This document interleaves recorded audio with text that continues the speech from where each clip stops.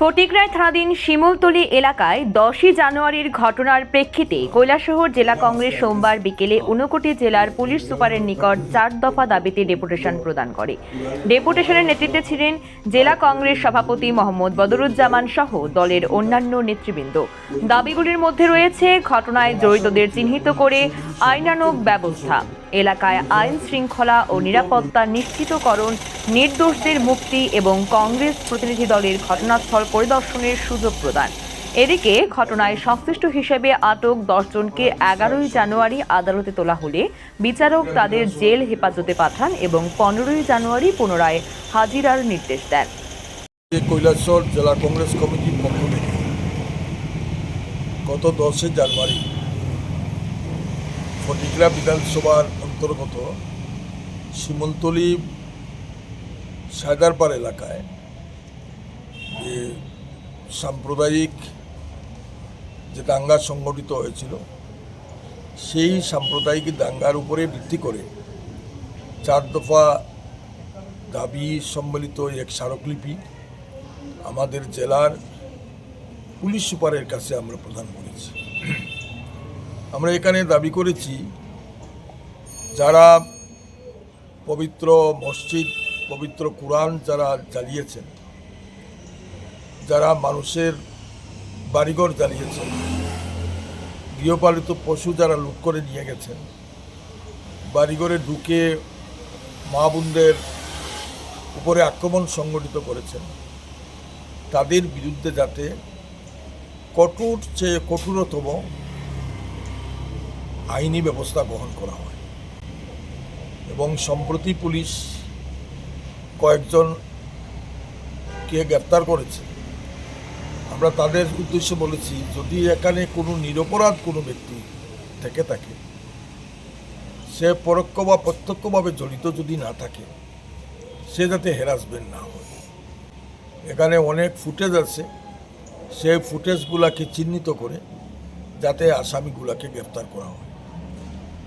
এখানে 163 লাগু করা আছে।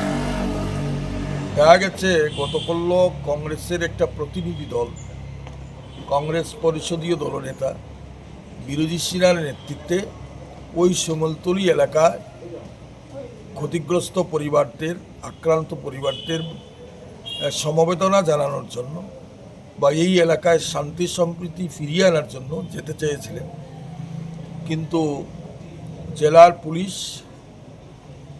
ওনাকে বা ওনার সঙ্গী সাথীকে ওই এলাকায় যেতে দেয়নি।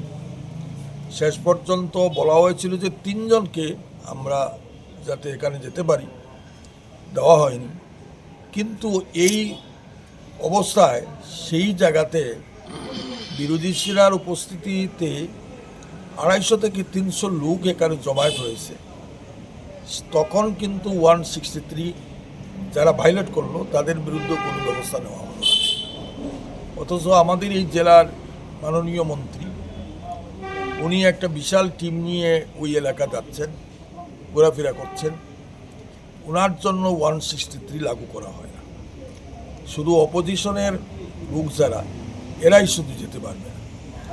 আমরা যে 4 দফা দাবি ওনার কাছে তুলে ধরেছি, যদি এই জেলার পুলিশ প্রশাসন এই দুষ্কৃতকারীদের বিরুদ্ধে যদি কঠোর ব্যবস্থা গ্রহণ করা না হয়, তো কংগ্রেস পার্টি গণতান্ত্রিক উপায়ে আমরা এই জেলাতে বৃহত্তর আন্দোলন আমরা সংগঠিত করব।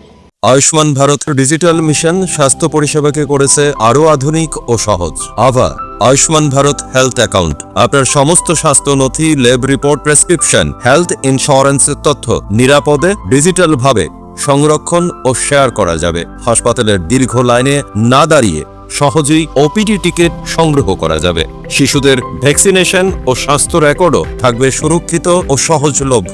স্বাস্থ্য পরিষেবা হবে কাগজবিহীন, দ্রুত ও ঝামেলা মুক্ত।